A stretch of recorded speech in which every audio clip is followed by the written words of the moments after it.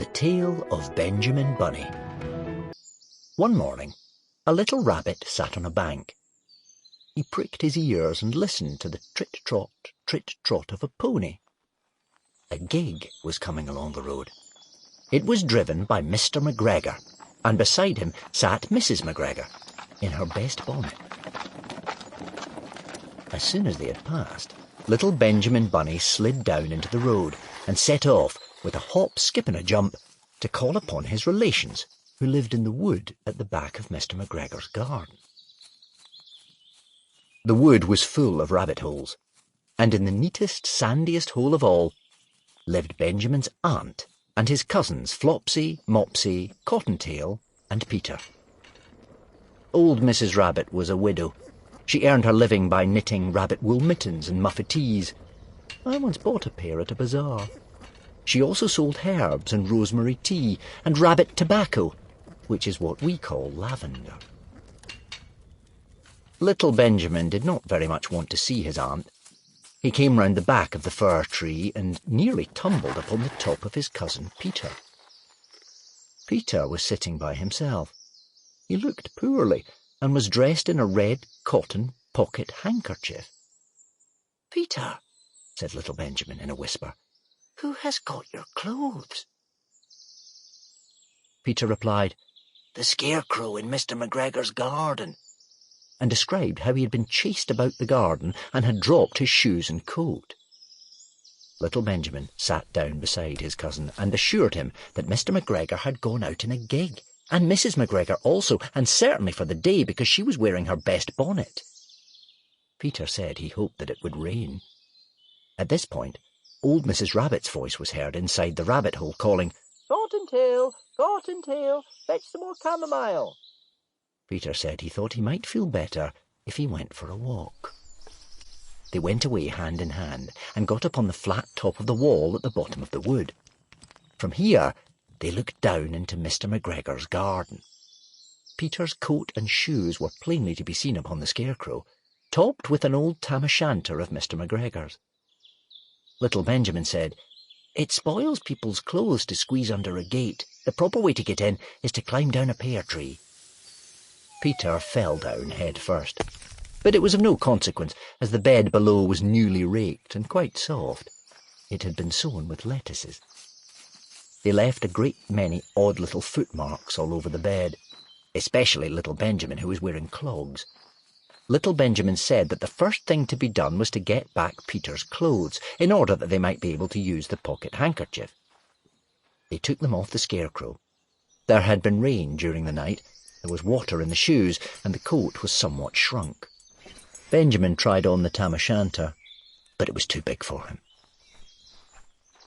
Then he suggested that they should fill the pocket handkerchief with onions, as a little present for his aunt. Peter did not seem to be enjoying himself. He kept hearing noises. Benjamin, on the contrary, was perfectly at home, and ate a lettuce leaf. He said that he was in the habit of coming to the garden with his father to get lettuces for their Sunday dinner. The name of little Benjamin's papa was Old Mr. Benjamin Bunny. The lettuces certainly were very fine. Peter did not eat anything. He said he should like to go home.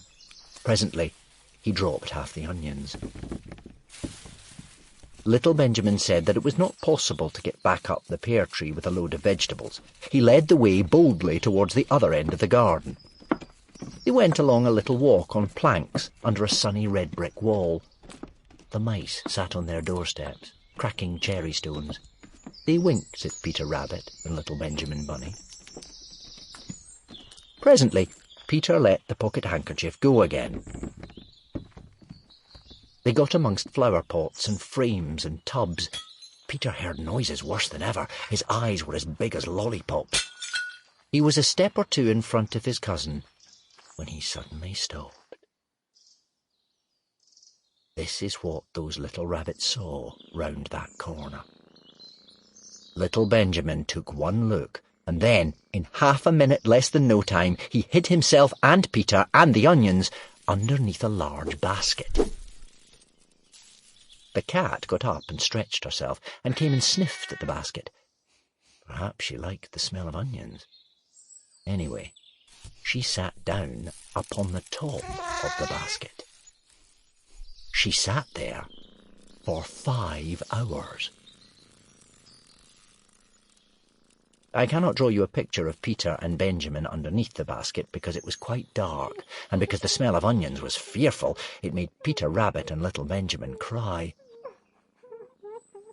The sun got round behind the wood, and it was quite late in the afternoon, but still the cat sat upon the basket. At length there was a pitter-patter, and some bits of mortar fell from the wall above. The cat looked up and saw old Mr. Benjamin Bunny prancing along the top of the wall of the upper terrace. He was smoking a pipe of rabbit tobacco and had a little switch in his hand. He was looking for his son. Old Mr. Bunny had no opinion whatever of cats. He took a tremendous jump off the top of the wall onto the top of the cat and cuffed it off the basket and kicked it into the greenhouse, scratching off a handful of flour. The cat was too much surprised to scratch back. When old Mr. Bunny had driven the cat into the greenhouse, he locked the door. Then he came back to the basket and took out his son Benjamin by the ears and whipped him with the little switch. Then he took out his nephew Peter. Then he took out the handkerchief of onions and marched out of the garden. When Mr. McGregor returned about half an hour later, he observed several things which perplexed him. It looked as though some person had been walking all over the garden in a pair of clogs, only the footmarks were too ridiculously little. Also, he could not understand how the cat could have managed to shut herself up inside the greenhouse, locking the door upon the outside. When Peter got home, his mother forgave him because she was so glad to see that he had found his shoes and coat. Cottontail and Peter folded up the pocket handkerchief, and old Mrs. Rabbit strung up the onions and hung them from the kitchen ceiling with the bunches of herbs and the rabbit tobacco. The end.